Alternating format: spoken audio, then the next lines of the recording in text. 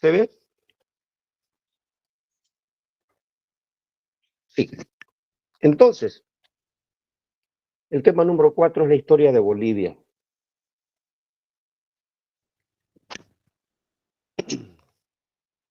Bolivia nació a la vida independiente como una república en 1825, lo sabemos, el 6 de agosto, con la creación de la república.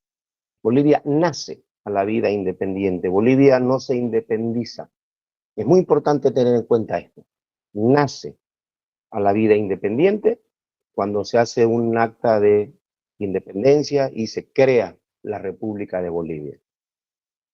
Y esto fue el fruto de un proceso largo. Habíamos hablado en los anteriores temas de 15 años de guerra de la independencia. Y esta nueva república, esta nueva nación nace en el territorio que se conocía, que era la Real Audiencia de Charcas. ¿Y qué era la Real Audiencia de Charcas? Habíamos hablado de los poderes que existían en la administración. Era una división administrativa de la corona española. Antes de la llegada de los europeos, en este territorio, en lo que es Bolivia, había muchas culturas, habían imperios también, como lo habíamos hablado anteriormente. Si nos acordamos de los imperios que existieron en el continente, pues también estuvieron asentados en Bolivia, en lo que hoy es Bolivia. Y acuérdense que la Audiencia de Charcas es una división administrativa de la corona española. Quien tenía el dominio sobre esta parte del continente era el rey de España y tenía una administración con los virreyes, con los intendentes, las intendencias, las gobernaciones, y la Real Audiencia de Charcas cumplía una función de administrar de una manera legal. Las audiencias estaban los jueces, administraba el territorio, tenía un tipo de administración que no era directamente de explotación. Habíamos hablado que la corona española explotaba el oro y la plata que había en el continente. Cuando los españoles llegaron a esta zona, había muchas culturas. Había muchas culturas en los Andes y muchas culturas en el Oriente. Habíamos visto un mapa del continente.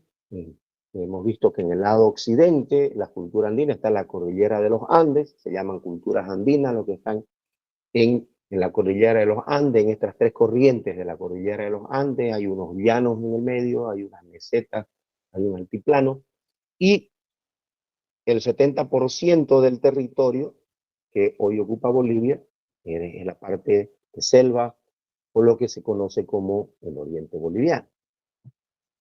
Entonces, podemos separarlo en dos grandes bloques, en la cultura andina y la cultura del oriente. Las culturas andinas se sabe que el hombre llega aproximadamente hace 10.000 años a habitar en el lado occidental del país, en la parte andina de nuestro país. Y la vida como era en este lugar, pues tiene muchas dificultades vivir en un lugar frío, alto y donde hay que trabajar mucho la tierra para que les dé el sustento, el alimento a la población que está ahí. ¿En qué se basaba la economía, la alimentación de los pueblos originarios de los Andes? Pues se basaba en los tubérculos. Los tubérculos son los que están debajo de la tierra, especialmente la alimentación era en función de la papa. Se habla de cientos de variedades de papa y las formas de la papa, las diversas formas del consumo que tenemos en la papa. Otra.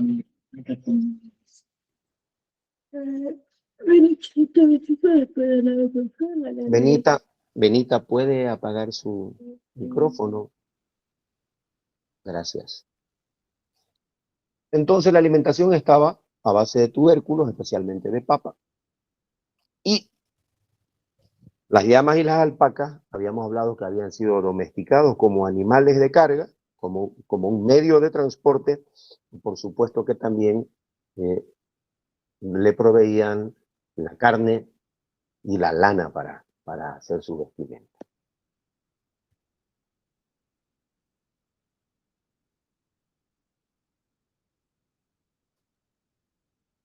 ¿Qué culturas habitaron en este territorio? Los restos más antiguos que se han encontrado son los de la cultura vizcachani. También hay restos de la cultura huancarani en la zona del lago Popó. Y por ello sabemos que esta cultura también conoció el cobre, es decir, ya fundían los metales, sabían trabajarlos, sabían explotarlos y sabían hacer eh, sus, sus adornos, sus accesorios a base de metal. Y por supuesto que también estas se usaban como herramientas, eh, tanto para defenderse como para cultivar la tierra. Hay otra cultura que es la cultura chiripa, que se desarrolló en el lago Titicaca y quedan restos arquitectónicos de sus templos y de sus casas. En los otros temas hemos visto la cuenca lacustre, la que está en el lago Titicaca, el lago Popó, unido por el río Desaguadero, y por supuesto que también en esa zona está el salar de Colipasa y el salar de Uyuni. Esos eran los lugares donde habitaban estas primeras culturas. Y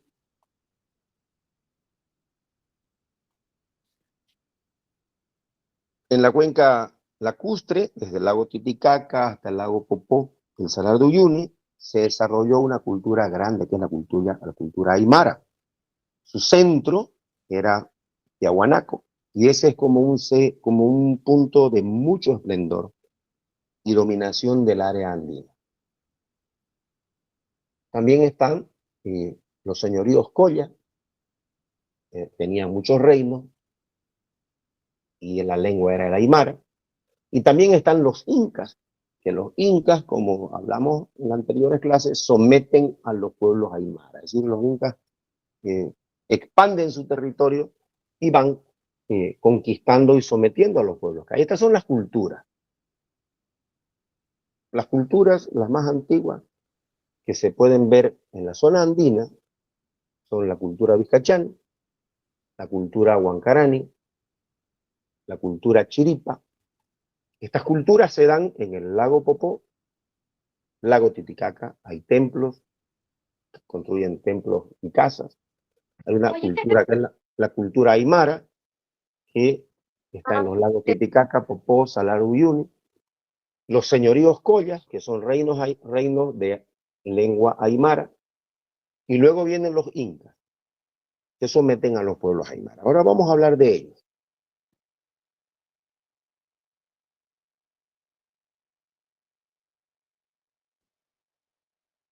Las culturas que más se desarrolla es la cultura aymara. Y esta cultura se desarrolla en la cuenca lacustre del lago Titicaca, el lago Popó, el Salar de Uyuni, como lo habíamos visto. Luego vamos a ver el mapita. Y Tiahuanaco es el ejemplo de un esplendor. Tiahuanaco domina el área andina. Tiene tres fases. La primera fase es la aldeana, que es lo que se conoce como el cultivo de la papa. Elaboran sus utensilios de cerámica, y se empiezan a utilizar los metales. La segunda fase que tiene la cultura tiahuanaco es la fase urbana. Construyen ciudades, tienen templos, y también aquí surgen los estratos sociales. ¿Se acuerdan que todas las civilizaciones tienen una estructura para administrarse, para gobernarse, tienen clases y estratos sociales? Pues aquí surge eso, en esta segunda fase de la cultura tiahuanaco. Y también están las primeras formas de gobierno. Un segundo.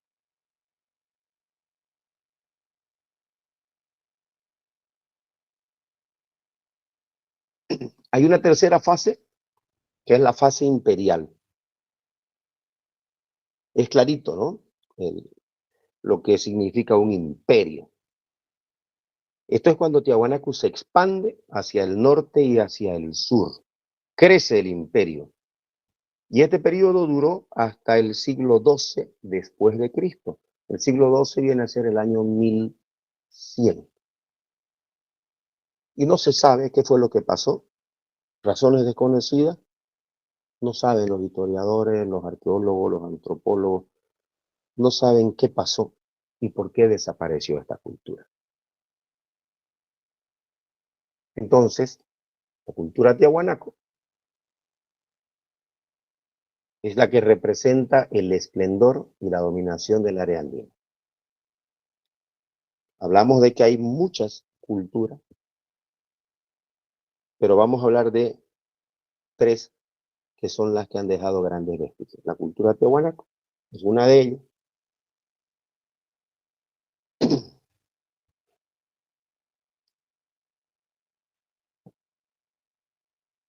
que forma parte de la cultura aymara, la lengua que hablaban. Esta es el lago, esta es la forma de lo que les decía, el lago Titicaca. En este lugar se asienta, ¿no? El lago Popó, el río Desaguadero, Salar de Uyuni, Salar de Coipaz. Lo hemos visto en las anteriores clases, vale como un reforzamiento y recordatorio. Esto de aquí es Tiahuanaco. Fíjense, habla del esplendor.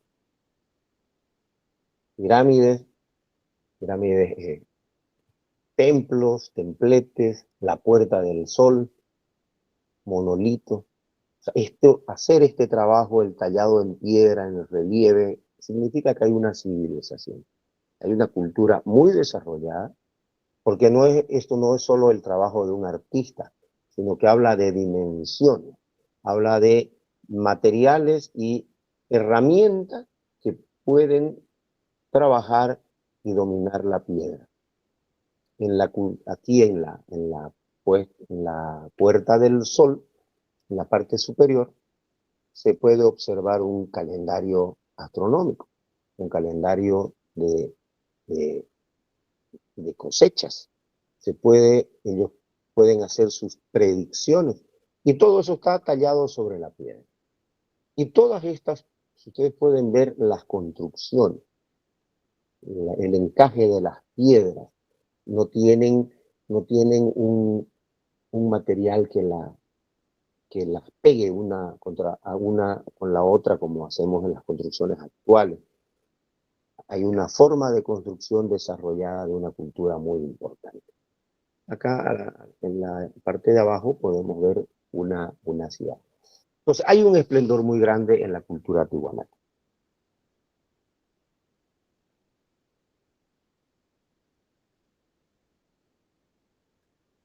Luego vienen los señoríos collas, que esto surge ante la desaparición de Tiahuanaco. Surgieron varios reinos de habla aymara. A estos reinos de habla aymara se los llamó señoríos collas. Estaban compuestos por los siguientes pueblos: los collas, lupazas o masuyos, pacajes, carangas, charcas y chichas. Es decir, los señoríos collas, vamos a volver, son reinos de habla aymara que surgieron luego de la desaparición de Tiahuanaco. Había varios pueblos y su organización social se llamaba Aylus. Era una organización social y económica básica. ¿Qué son los Aylus? Una organización social económica básica que formaba parte de los señoríos collas. Tenían un gobernante, que es un curaca o gilacata, y también tenían un dios tutelar, es decir, tenían una divinidad. Había una jerarquía social, había una clase dirigente, la clase de los artesanos y muy debajo los campesinos.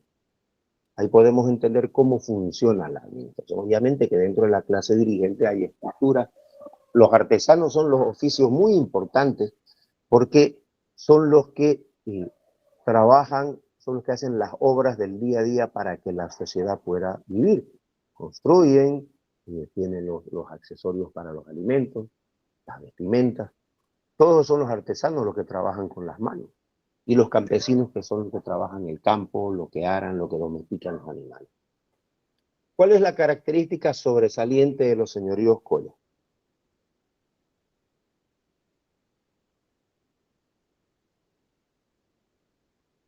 La construcción de pucaras, que son unas fortalezas de piedra sobre las colinas, y de las chulpas, que son tumbas de adobe y algunas de piedra. Podemos ver que las tumbas, depende de la magnificencia de la tumba, nos puede decir el tipo de persona que está enterrada ahí. Puede ser una autoridad, puede ser un curaca, ¿no? Puede ser una persona importante, puede ser un campesino, y depende cómo es la forma del... Cuando vamos al cementerio nosotros y vemos los nichos, miramos y podemos entender qué tipo de clase social, a qué tipo de clase social pertenece ese difunto, de acuerdo a cómo están sus nichos, su mausoleo, si está en el piso, si está con adorno. Es muy simple, es muy sencillo darse cuenta de eso, ¿no?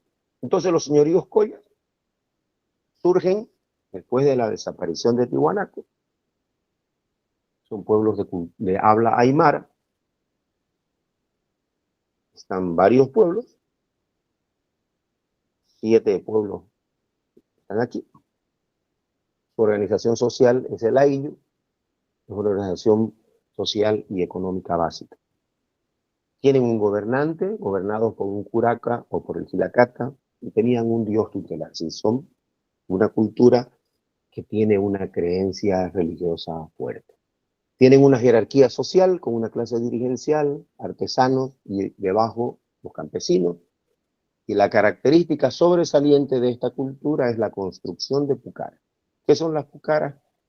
Pues unas fortalezas de piedra sobre las colinas. ¿Para qué hacen estas fortalezas? Pues para dominar el territorio, para mirar lejos, para saber quién viene, para ver dónde viene el enemigo y cuánto tiempo va a tardar en llegar. Y la otra característica sobresaliente es la construcción de las chulpas, que son tumbas, tumbas de adobe y algunas de piedra. Acá, pucaras y chulpas.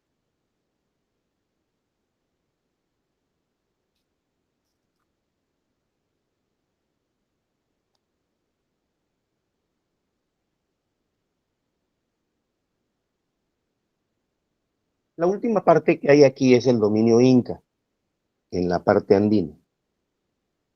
Los pueblos aymaras fueron sometidos por el imperio inca.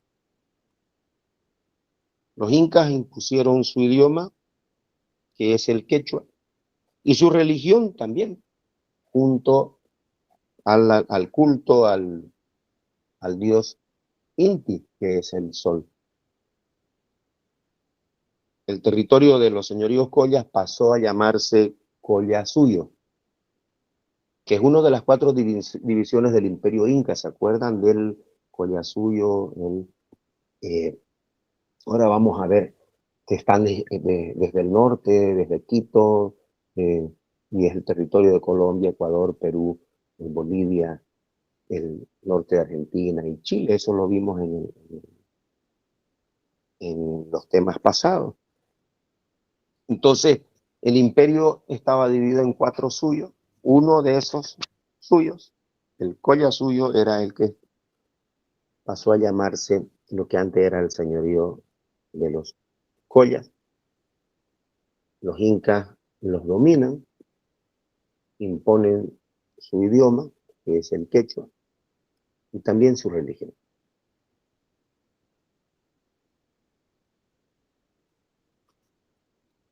Y ellos debieron asumir todas las formas sociales y económicas y el pago de tributos al imperio inca. debieron asumir las formas económicas y de pago de tributos del Imperio Inca. Fíjense que esta historia la hemos visto muchas veces en historia de cada uno de los tiempos, en cada uno de los siglos, alguien poderoso domina a otro y le impone sanciones, multas, y lo que la cultura dominante decide para que los otros queden a su servicio, algunos de esclavos y otros simplemente forman parte del dominio. ¿Pero qué deben hacer? Pagar, pagar tributos al imperio que los ha dominado. En todo este tiempo del imperio inca, ¿se acuerdan que los incas nacen de una leyenda, de una pareja de Manco Cápac y Mama Oglio, que salen del lago Titicaca? Bueno, se hacen llamar, Manco Cápac se hace llamar el hijo del sol, cuando funda su imperio. Entonces hubo 11 gobernantes, desde Manco Cápac hasta el último, que fue Huayna Cápac. Y todos estos eh, emperadores incas siempre quisieron eh, ampliar su imperio. ¿Cómo lo hacían? Pues dominando a las culturas que estaban alrededor de ellos. Entonces, los incas fueron creciendo, avanzaron hacia el norte y llegaron hacia el norte del continente y llegaron hasta Chile y el norte de Argentina. En ese intento de ampliar más su territorio, quisieron bajar al oriente, a las tierras del oriente, y no pudieron porque fueron detenidos por los chiriguanos. Los chiriguanos, una tribu de origen guaraní, guerreros, entonces no permitían que ninguno de los imperios que venían de las alturas bajaran. No fueron sometidos, no fueron conquistados.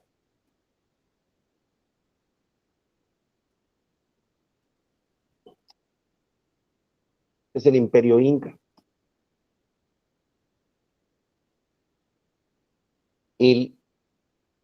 Los cuatro suyos, Chinchasuyo, Contisuyo, Antisuyo y el Collasuyo.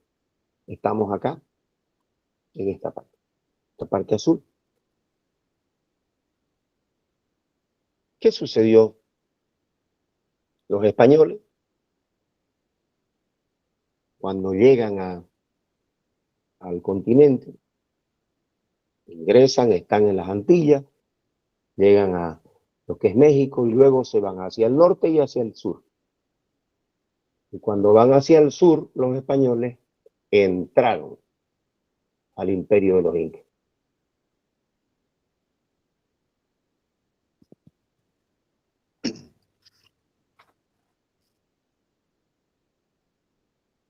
Y el inca Huayna Cápac decide dividir su imperio en dos y darles a sus dos hijos, a su hijo Huáscar y a su hijo Atahualpa. Huáscar recibe el sur, su capital es Cusco, por aquí, y es el que domina esta parte del imperio. Y Atahualpa recibe el norte y su capital es Quito.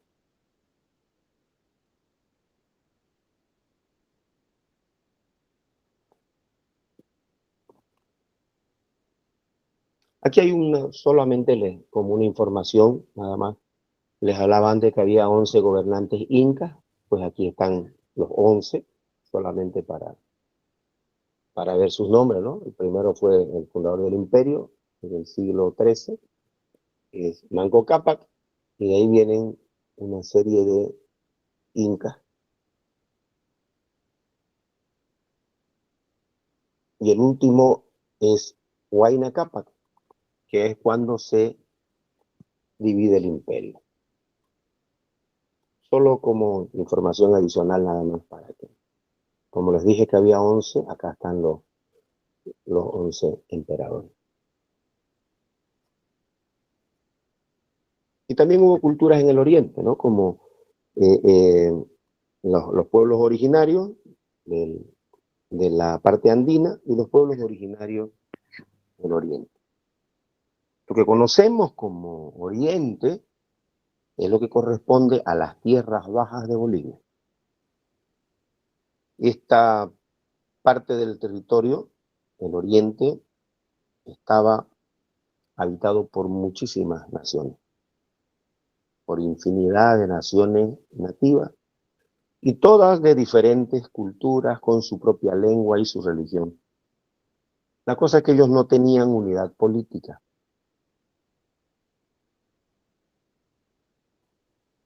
Y para estudiar esto, hemos dividido aquí, en tres grandes zonas culturales, geográficas y ecológicas. Moxitania, que está al norte, con el ecosistema que va a la cuenca del Amazonas. Chiriguania, que está al sur, en la zona del Chaco. ¿Se acuerdan lo de la cuenca que va eh, hacia el río de la Plata? Podemos hablar del departamento de Tarija, la parte del departamento de Chuquisaca, el Chaco cruceño, y la Chiquitanía, que es el centro geográfico, que es la transición entre el Chaco y la Amazonía. Si nos vamos acordando de las cuencas geográficas, hidrográficas, lacustres, podemos tener estas tres divisiones culturales en la parte verde de del mapa de nuestro país.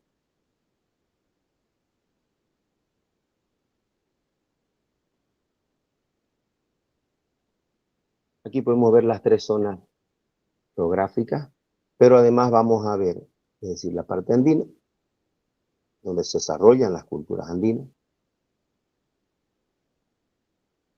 No es que la cultura andina se desarrolla en un punto, hay culturas, digamos, las de mayor dominio, pero que tenían su centro en puntos estratégicos y que su territorio se expande. Y acá tenemos la parte de la Moxitania,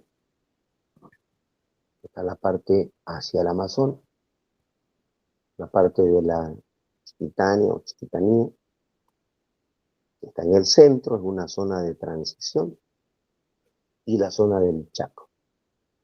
Es esto, y además que el Chaco se lo compartimos con Brasil, Paraguay, Argentina. Son divisiones políticas las de los países, sin embargo, el espacio geográfico abarca a muchos países. Entonces, esta es la parte de las culturas del oriente de Bolivia. Infinidad de naciones con propias lenguas y con religión propia.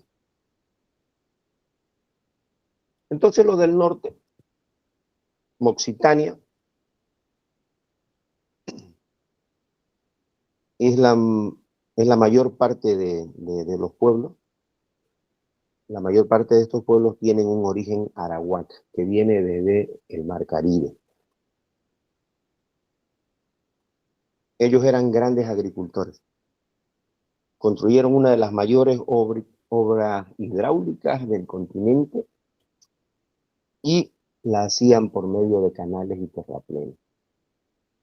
Los canales de mojos, de la cultura mojo.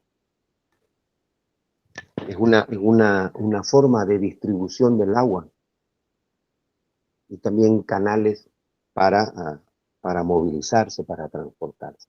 Y se siguen descubriendo todavía maravillas de la cultura mojo, porque es todavía nuevo. No se hablaba en los últimos años de la importancia que tenían las culturas del oriente de Bolivia.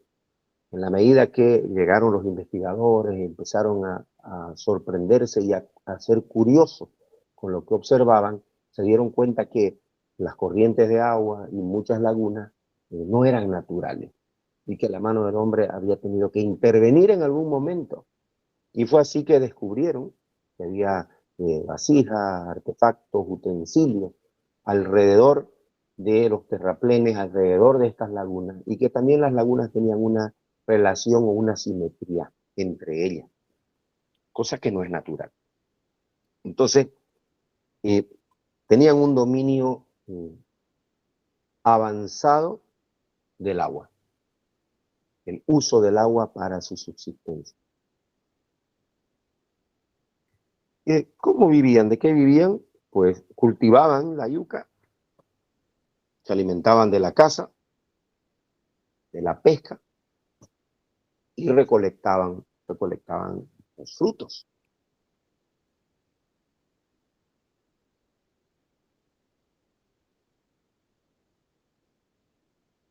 Usaban el algodón para vestirse, es decir, conocían también el proceso de sacar el algodón de las plantas, hacer hilo y luego hacer tejidos para vestirse. Sus casas eran de madera, construyeron sus casas de madera, otras de barro, y el techo palmas de diversas palmas que hay en la región, pues distintos nombres de palmeras, ¿no? Simplemente decimos palma para generalizar una forma de un árbol. Lo habíamos visto en el anterior tema de que los imperios de los incas, el imperio que se dio en el occidente, el imperio de los mayas, de los aztecas, tenían civilizaciones, tuvieron construcciones, edificios de gran magnitud, distintas a la de las culturas, de todas las culturas de la zona de la selva, de las zonas bajas del mismo continente. Todas estas se caracterizan por la caza, por la pesca, la recolección, cultivar algunos de los tubérculos que están por ahí y construir sus casas con madera, con barro y poner el techo con palmas o con alguna paja que se daba por la región. Los principales pueblos de los mojos, de la cultura de la Moxitania, se dice Moxitania porque los mojos son la tribu numerosa. Están los mojos, los baures, aquí se bares, baures, cayubabas, tonamas, movimas, canichanas. Podemos ver que hay todos estos nombres en los últimos años han empezado a aparecer en distintas calles, en distintos restaurantes, culturas, comidas, que la gente que viene de su pueblo a establecerse en las ciudades nos transporta hasta su región con los alimentos que nos traen, ¿no? Hay cerca de mi casa un restaurante que se llama El Movima, que se llena de gente impresionante para ir a comer carne. Y hay otros restaurantes donde se puede ir a comer pescados con diversas formas, diversas preparaciones, con hojas, con hierbas, con frutos. Es impresionante, cosas que uno no tenía la posibilidad de conocerlas, de mirarlas o de ir, no tiene la posibilidad de ir hasta allá, pues la cultura ahora globalizada viaja por todo el mundo y podemos acceder a sus costumbres, a su costumbre, sus tradiciones, eh, su religión, su cultura. Estos son uno de las grandes regiones, Moxitania, al norte, y va hacia la cuenca del Amazonas. Luego la Chiquitania, que está, o Chiquitanía, no vamos a pelear ni a discutir y nadie nos va a preguntar eso, por dónde se le pone el acento, cómo se pronuncia. Ese es otro cuento, o sea, esa es otra historia, esa es otra forma, que no es el punto ahora. Y la Chiquitania está en la parte central, en lo que es la transición entre el Chaco y el Amazonas, de la Moxitania, corresponde a lo que se conoce como el escudo chiquitano y a los llanos. La mayor parte de los pueblos tienen un origen chiquitano y chapacura. Muchas culturas y naciones en esta región. Muchas.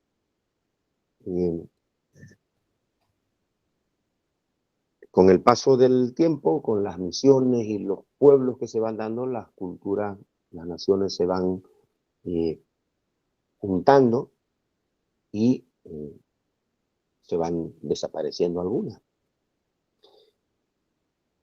Nos queda la cultura del pueblo chiquitano. Podemos tener la forma de cultura y forma de vida, fíjense que es similar a la que se veía en el norte con los de Moxitania. Cultivan la yuca y el maíz. Y al igual que los grupos del norte, construyen sus viviendas de madera, barro y palma. O también diversos nombres reciben estas palmas o palmeras de acuerdo a la región donde se puedan dar distintas formas de palmera. Ellos también cultivan el algodón y también lo usan para su vestimenta.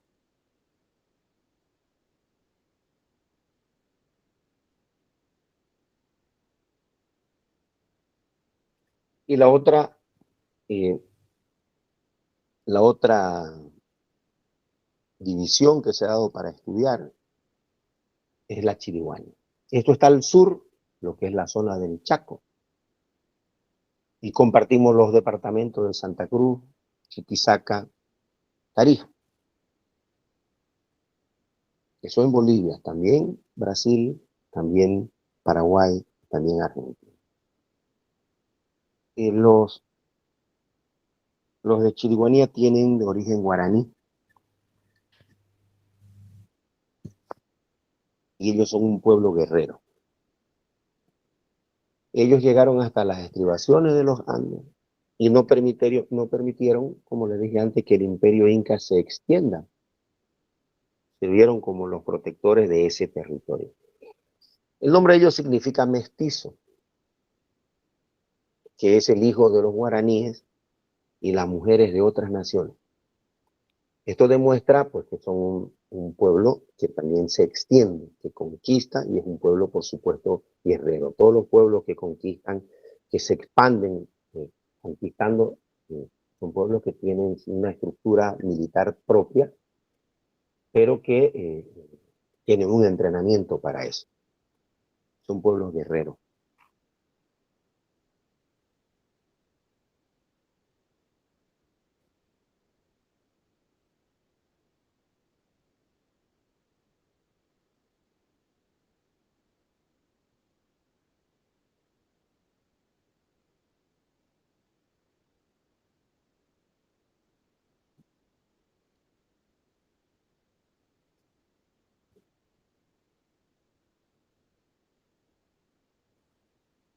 ¿Hay alguna consulta? Hasta aquí, porque luego vamos a cambiar a la audiencia de Charcas y ya a la creación de la República de Bolivia. ¿Hay alguna consulta?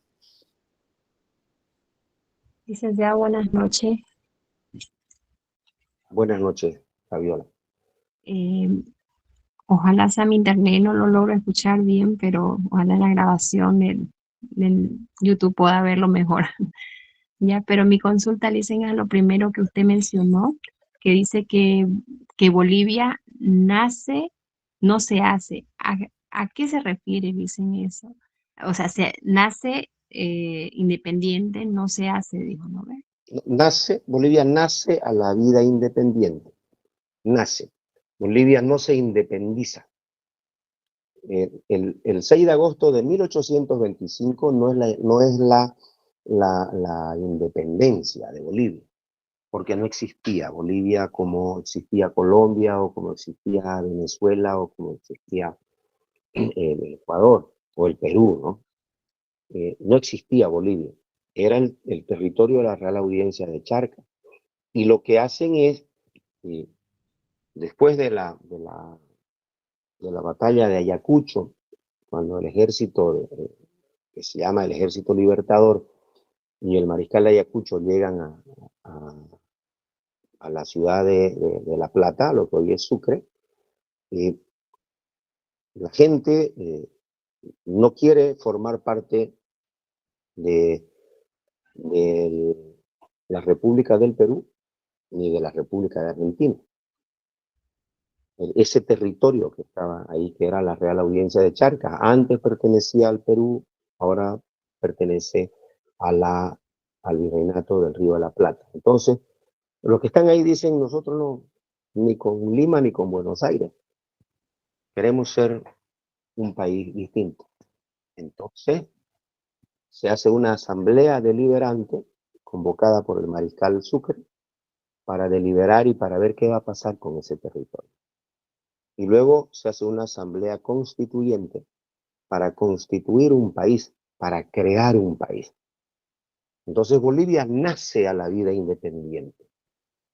Podemos decir que el Perú se independiza, ¿sí? Se crea la República de Bolivia. Los que firman el acta de la independencia, nos independizamos, el territorio se independiza del Reino de España, pero nace la República independiente. Antes no era sometida a nadie, no formaba parte de ningún gobierno, de ningún reino. Simplemente nacemos, decimos nos vamos a llamar República de Bolívar y está compuesta por este territorio.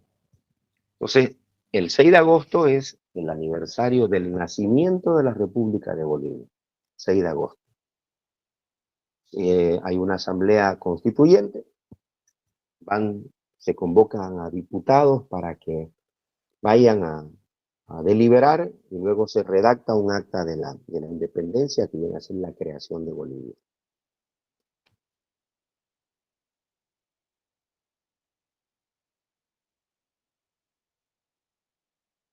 ¿Me escucha? Sí, licenciado, muchas gracias. ¿Alguna otra consulta?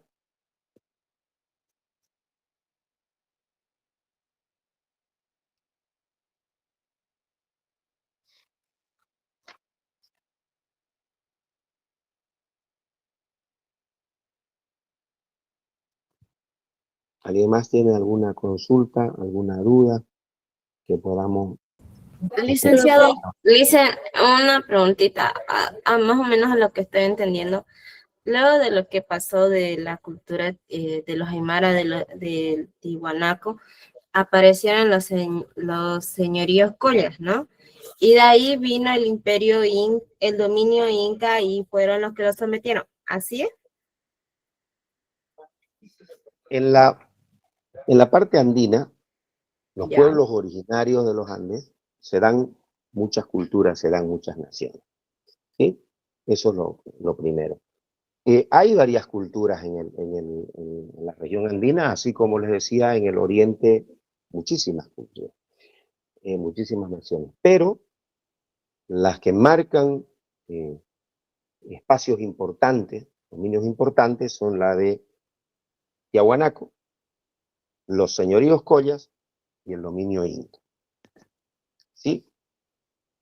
Primero está la cultura Tiahuanaco, que esta tiene, pues empieza a construirse la cultura, a construirse la ciudad.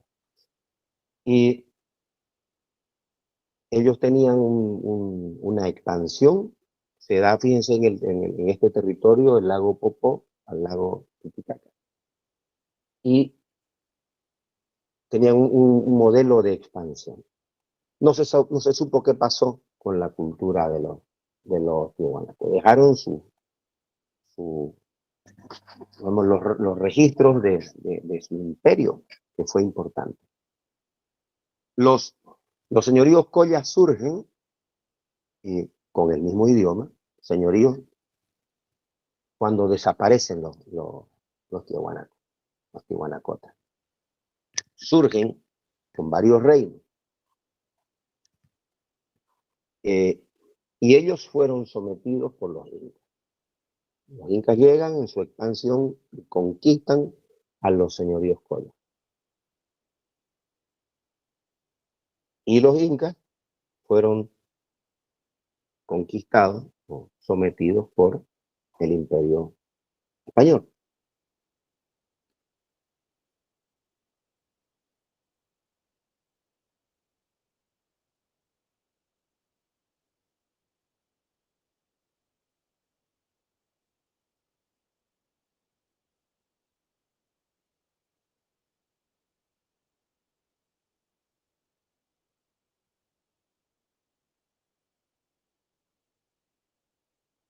¿Se ve?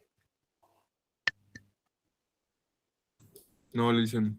No se ve aquí. Ok, un segundo.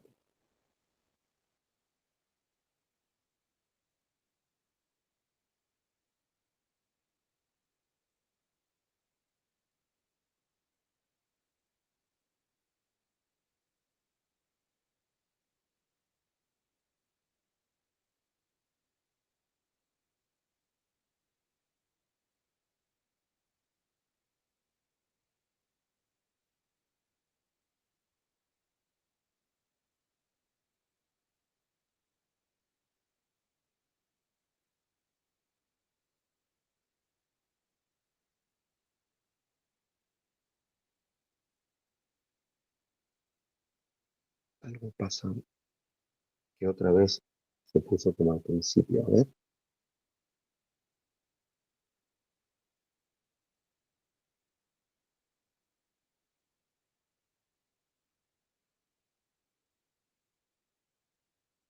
Ahora sí. Sí, Lisa, se ve bien. Ya.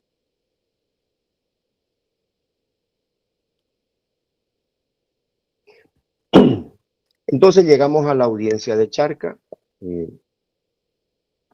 Hemos finalizado la parte con las culturas de los pueblos originarios que estaban en la parte andina. En la parte andina hay registros de que el hombre llegó hace 10.000 años y la cultura primera que aparece es la Vizcachani, y todas las culturas que están en esta región tienen su lengua aymara, se desarrolla la cultura aymara. Y el centro más importante de mayor esplendor y de dominación de los Andes es Tiwanaku. Ese es el centro. Tiahuanaco, después de Tiahuanaco vienen los señoríos collas, que es desaparece Tiahuanaco, y aquí hay una organización social con los ayllus, hay jerarquías en la sociedad. Ellos son sometidos por los incas, y los incas dividen su territorio en dos partes. El inca Huayna Cápac decide dividir el imperio. A su hijo Huáscar le da la parte sur del imperio y Cusco es la capital. Y a Atahualpa le da la parte norte del imperio y Quito es la capital. Luego vemos las culturas que se dan en el oriente, muchas culturas, y se ha dividido en tres zonas geográficas, culturales, ecológicas, para poder entenderlas mejor. En esta región, muchas culturas, muchas naciones, con su propia lengua y con su propia religión. Se divide en tres zonas culturales, geográficas, ecológicas. Occitania al norte, Chiquitania en el centro, Chiriguania en el sur. La Chiriguania es la de los pueblos guaraníes.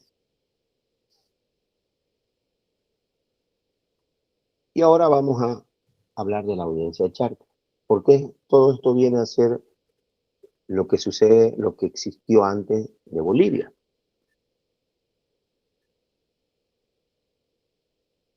Y aquí complementamos a lo que habíamos, a la consulta de la señorita de hace un momento. Lo que hoy es Bolivia corresponde a lo que en la época colonial fue el territorio de la audiencia de Charca. ¿Qué son las audiencias?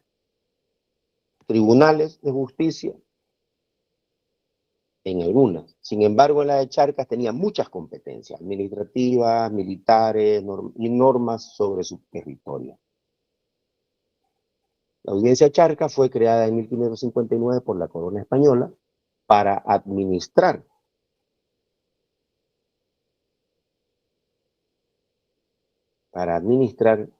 de una mejor manera los centros de producción de plata que se habían descubierto. Y esta audiencia dependía del virreinato del Perú. ¿Se acuerdan que el territorio lo dividen en virreinatos, en capitanías, gobernaciones?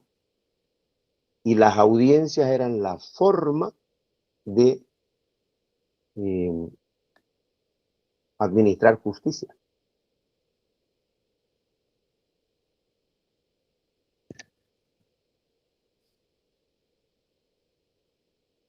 Aquí hay una lista de las principales ciudades que fueron fundadas luego de la llegada de los españoles en lo que se conoce como la audiencia de Charcas, ¿no? La ciudad de La Plata,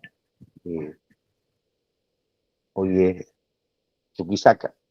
La Plata fue hoy es Sucre, la ciudad de Sucre, ¿no? Fue la capital de la audiencia de Charcas. Se llamaba Real porque obedecía directamente al rey. Luego, en 1545, conocemos esta historia de que el indígena Diego Hualpa estaba llevando a pastorear sus llamas o sus animales, y en una noche que se queda para hacer fuego y calentarse, porque allá hace mucho frío, se derretía algo corría debajo del fuego, y es así como descubre La Plata la noticia y se descubre al Cerro Rico de Potosí. Y ahí, bueno, se corrió la voz, ¿no? Imagínense si alguno de ustedes hace un fueguito en su patio y empieza a salir algún mineral por ahí. La noticia pues es grande, ¿no? Todos los vecinos van a querer meterse. Entonces, pero no se funda exactamente, no hay un momento de fundación de la ciudad de Potosí, sino que el rey en 1548 le da un título y se llama la Villa Imperial de Potosí. Comienza con el descubrimiento del cerro, pero cuando el rey dice, le da su título, a partir de ahí empezamos a contar la existencia de Potosí. Luego se funda la ciudad de La Paz, se funda Santa Cruz de la Sierra, y esta es la primera que se da en la selva. Y además que el fundador de Santa Cruz sale desde Asunción, desde la ciudad de Asunción, lo que hoy es la capital del Paraguay. Los otros eran españoles que venían desde España. El fundador de Santa Cruz llega a Asunción y está en otras misiones, y una de esas fue salir mandado desde Asunción. Luego se funda la Villa Oropesa de Cochabamba. Esto fue unas órdenes del virrey Toledo en 1571. Luego la Villa de San Bernardo de Tarija. Todas tienen un santito, tienen un apellido, que son el mecenas o el protector. No es así nomás, las ciudades no se fundaban con el nombre de un santo porque había un santo protector, sino que era el nombre del rey, el nombre de alguna persona realmente importante para la región o para ese espacio. Oruro, en 1606, con el nombre de la Villa de San Felipe de Austria. Y otra fundación diferente es la de la misión jesuítica de Trinidad. Hoy Trinidad es la capital del departamento del Beni, pero es una misión, sale como una misión jesuítica. El padre Cipriano Barase. El nombre es Santísima Trinidad. Trinidad, para pronunciar bien la ley. Esto solo para mostrar lo que las ciudades que empezaron a fundarse en todo ese territorio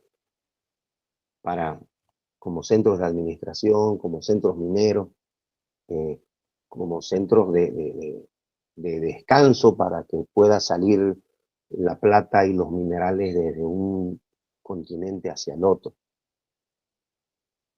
¿Cuál era la economía de la Real Audiencia de Charcas?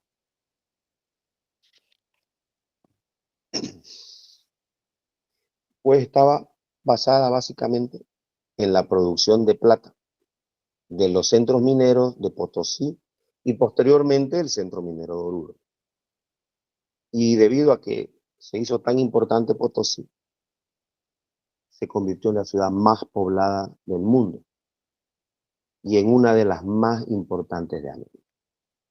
Y más poblada, venía gente de diversos países, de diversas culturas, y en Potosí se hablaban muchos idiomas porque venían grandes empresas para trabajar en la plata y en los minerales que tenía Potosí. No solamente en la comercialización, en la elaboración de moneda, ¿no? Sino que había que descubrir una ciudad imperial y si aparecía una enorme piedra que tenía distintos colores y distintos brillos, había que fundirla y sacar las aleaciones y sacar los metales. En Potosí se hace el descubrimiento de diversas formas de minerales y formas de quitar, formas para separar un mineral de otro. Una ciudad muy importante. Y la corona española crea la Casa de Moneda de Potosí. Y eso es para producir monedas que se usaban en España y que también se usaban en América. De acá ya iba todas las monedas hechas para los comercios. Pero fíjense que la producción de la plata se hacía a través de empresarios privados. No lo hacía la corona española. Eran empresas privadas, empresarios privados, y que ellos le pagaban al Estado español un 20% de su producción. Alto, ¿no? ¿Quién paga el 20% de lo que produce? Y a eso se lo conocía como un quinto real. Todavía yo era chico cuando decíamos, pasame un quinto. No sé si en el léxico de ustedes se dice un quinto. Tengo 2 quintos nomás. Nosotros decimos el quinto a las monedas. Pero antes el quinto era una moneda que valía 20 centavos. Entonces era un quinto. Con 5 monedas de 20 se hace un peso, ¿no?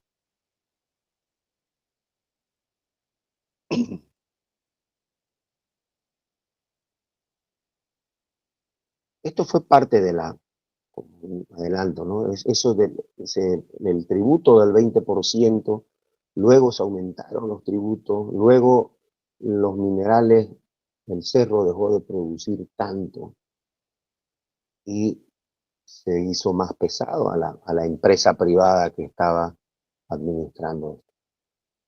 Entonces cuando comienzan los levantamientos para la guerra de independencia y demás.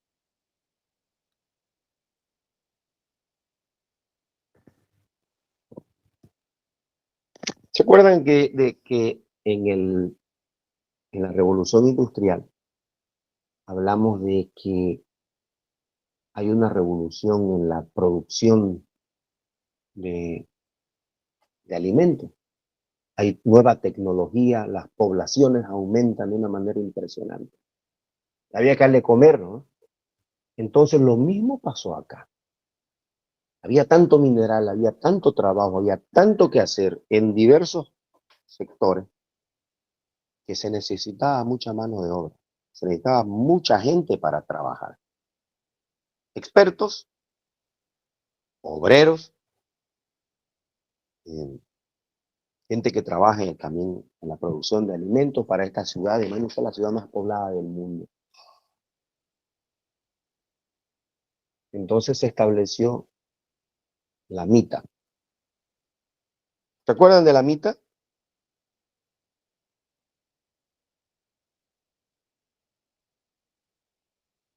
¿Se acuerdan de la mita? ¿Alguien se acuerda de la Sí, mita? era que un año tenían que trabajar gratis o algo por ahí. Un trabajo obligatorio, ¿no? Entonces se estableció la mita. Y acuérdense que la mita era una institución del Imperio Inca. Una manera muy interesante de agarrar una forma de administración o podría decirse, explotación que les pertenecía al indígena y que al llevársela al español, pues era lo mismo, ¿no? La mita estableció trabajo obligatorio en 3 turnos, por turnos durante un año. ¿A quiénes? A los indígenas entre 18 y 50 años. Porque se necesitaba mucha mano de obra, entonces se trabaja mañana, tarde y noche. Se dice que este trabajo, acuérdense de que el trabajo de la mita lo tocamos 2 veces en el tema anterior. El trabajo de la mita era un trabajo remunerado. Se tenía que pagar por este trabajo, asalariado. Pero lo que se sabe es que se cometieron muchísimos abusos con las personas que trabajaban en la mita. Y muchísimos abusos quiere decir, pues, explotación, carga horaria, mal alimentado, mal pagado, maltratado, golpeado. Tantas cosas que se puede pensar de que recibieron muchos abusos. Entonces, ¿qué hicieron? Para tener mano de obra fuerte, rápida, grande, recurrieron a esclavos negros para explotar la plata. ¿Cómo venían los esclavos negros? Se los compraba para que sea de uno. ¿Y cómo se lo compraban al vendedor de esclavos, al traficante de esclavos, pues el que iba y los cazaba en África? Los cazaban con redes, los pillaban por ahí, distraídos, los cazaban. Los atrapaban, los subían a los barcos, los enmanillaban, le ponían unos hierros en los pies y venían en la base de los barcos, allá en el fondo. Bueno, vinieron esclavos negros para la explotación de la plata. Pero los negros venían pues de África, de un lugar donde hacía muchísimo calor. Hacía mucho frío y el frío era inclemente con estos señores. Enfermaban, morían, no funcionaban como pensaron que iban a funcionar los negros en la explotación de la plata. Entonces la población negra fue llevada a la zona de los yungas. Y ahí sí pudieron sobrevivir. Y tienen otro tipo de producción y también a partir de ahí también se siguió enviando la producción que se daban en todas estas regiones. Porque no es que lo llevaron a los yungas para que se vayan a ir tranquilos. Fueron con el mismo esquema, ¿no? El mismo esquema de explotación, de hacer producir la tierra, enviar alimentos a Europa. ¿Se acuerdan que en el tema anterior hablamos de que se le daba de comer a Europa lo que trajeron de Europa? Aquí dio buenos resultados y ya lo mandaban como alimento. También aquí había alimentos originarios que se los producía y se los mandaban. ¿Y quiénes los producían? Pues las personas que se encontraban a la tierra, en los lugares donde se daban mejor estos alimentos.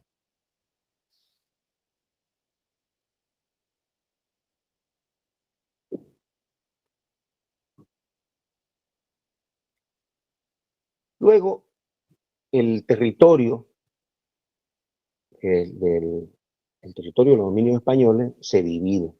El virreinato del Perú se desprende y luego queda hacia el sur el virreinato del Río de la Plata. Hay un virrey en el Perú, en Lima, y hay un virrey en Buenos Aires. El virreinato del Río de la Plata tiene su sede en la ciudad de Buenos Aires. Y por el río que se llama de la Plata, por ahí salía la plata. Ya no daba la vuelta por las grandes rutas, sino que se usaban rutas comerciales más cercanas, menos peligrosas. Y la plata salía por ahí y llegaba a Buenos Aires.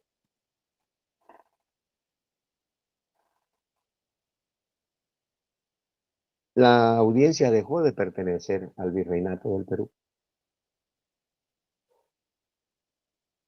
Y aquí tenemos todo el territorio, las intendencias que formaban parte de la audiencia. ¿Cuáles eran los territorios? ¿Cuáles eran las intendencias que formaban parte de la audiencia de Charcas? La Intendencia de La Paz, la Intendencia de Potosí, la Intendencia de La Plata y la Intendencia de Santa Cruz de la Sierra, que formaba parte de Cochabamba, de la que formaba parte Cochabamba. Están mal las relaciones, de la que formaba parte Cochabamba. De la Intendencia de Santa Cruz de la Sierra formaba parte Cochabamba. Eso mañana en el repaso vamos a corregir los errorcitos que hay acá.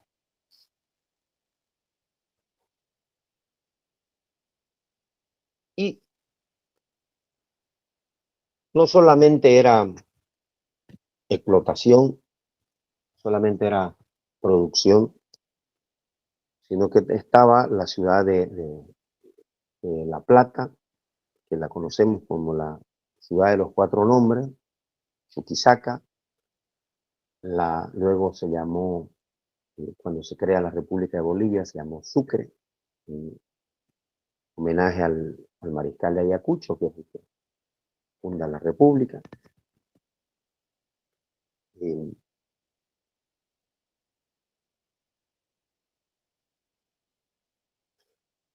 Charcas, por el nombre de la audiencia de Charcas. Cuatro nombres en la ciudad. Y también se le decía a Sucre la ciudad blanca, seguramente en el colegio vieron esto, porque la ciudad estaba pintada de blanca y el centro histórico de Sucre sigue siendo blanco.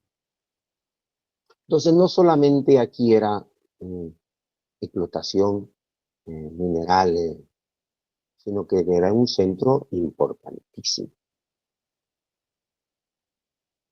En la ciudad de La Plata, desde 1624, el año pasado tuvieron el aniversario, la Universidad de San Francisco Javier fue el centro de formación académico más importante del sur de América, el sur del continente. ¿Se acuerdan que se habían creado las universidades? El primero en Santo Domingo, hay una universidad en Bogotá, en Quito, en Lima, la Universidad de San Francisco Javier de Chuquisaca, que está en La Plata, la Universidad de Córdoba. Dentro de estas grandes universidades pues está la de San Francisco Javier. Se llama Real Mayor y Pontificia, porque interviene el rey y también interviene la Iglesia Católica. La Iglesia está creada por la Compañía de Jesús, la Universidad por la Compañía de Jesús. En esta Casa de la Libertad, donde se firma el Acta de la Independencia, que será el aula magna de la universidad. Ahí se defendían las tesis, los universitarios defendían sus tesis. Ahí venían a estudiar de todo el continente, derecho, medicina, ingeniería. Había mucha fortuna en Potosí, la ciudad más poblada del mundo.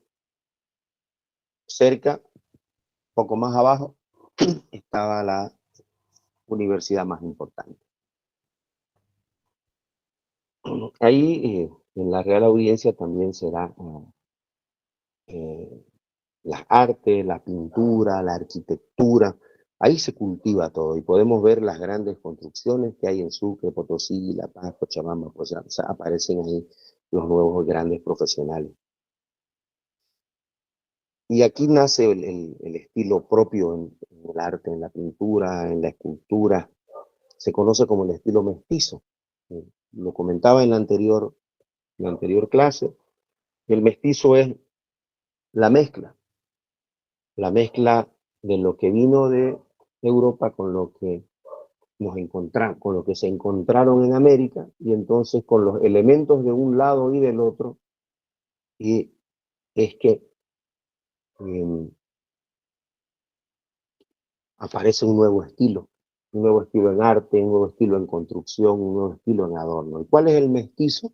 Que tiene elementos de la región, que tiene elementos que rodean al individuo que está en el pueblo. Acuérdense, el mestizo no tiene las gárgolas, los diablos, los bichos, los bultos que se dan en las catedrales europeas, famosas, impresionantes, majestuosas, bellísimas. Esos animales no aparecen acá. Aquí lo que vamos a ver son frutos de la región, animales de la región, colores, nuevos colores, de piedras, con raíces, y con eso van a adornar sus, sus cuadros, van a adornar sus iglesias, sus templos, van a hacer el pan de oro, el pan de plata. Entonces, en los grupos sociales que se dieron en América, eran los españoles, los criollos, que eran los hijos de los españoles, que los españoles vinieron de allá, el español, la española, y aquí nace su hijito, y el chico no es español, es criollo. Y también están los indígenas, están los negros, y cuando se mezcla cualquiera de estas culturas, entonces aparece el mestizo. Lo mismo pasa con las artes, con la escultura, la pintura, la arquitectura, los edificios, la construcción en madera, en la parte de los llanos, la pintura, con la enredadera, con los pajaritos y con los animales que son propios del lugar. Ese es el arte mestizo, tanto en la pintura, en la música, en cualquiera de las artes. ¿Hay alguna pregunta hasta acá?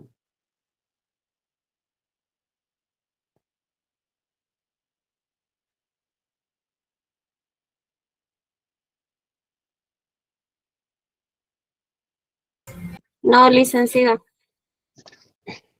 Bueno, les cuento que aquí finaliza lo que la universidad tiene programado para la clase de hoy. La clase de mañana nos vienen dos temas interesantes.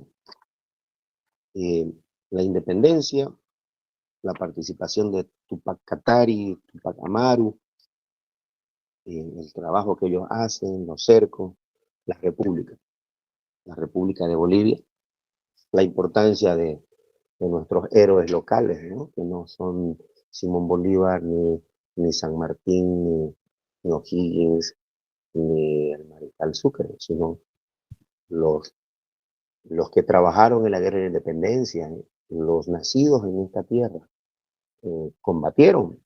No se los ve en las grandes batallas de por allá, pero aquí hubo grandes batallas que no aparecen en esa guerra de la independencia incorporada a los que incorporan los historiadores en América.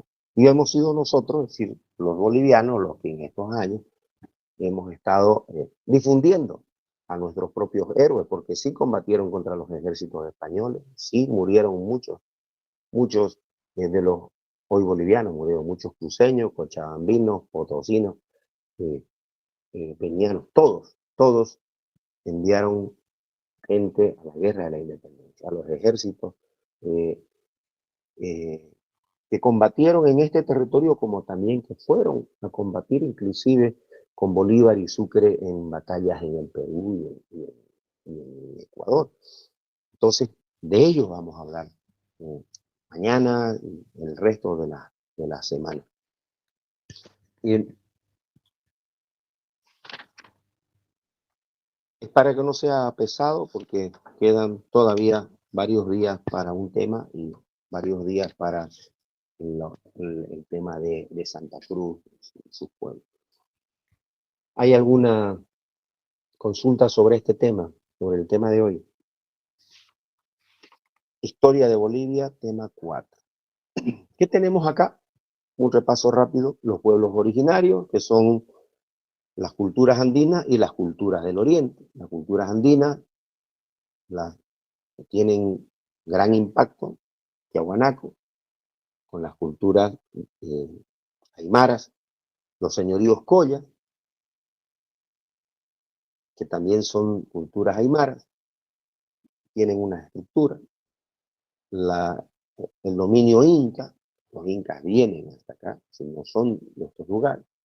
Las culturas del oriente, que son muchas, el territorio lo pensamos en una división geográfica, cultural, ecológica. Está en Moxitania en el norte, Chiquitania en el centro, y como una transición en zonas geográficas. Y en el sur, Chirihuania, los chiriguanos, pero sí son guaraníes, ¿no? Luego, la Real Audiencia de Charca, las primeras ciudades. ¿Por qué estaba esta ciudad ahí? Porque es un comercio primero minero y luego se hace un centro político, intelectual, cultural, académico importante. La producción de la plata, la creación de la Casa de la Moneda de Potosí, la ciudad de Potosí, que constituye la ciudad más poblada del mundo, la Universidad de San Francisco Javier de Chuquisaca, el centro de formación académica más importante del sur del continente.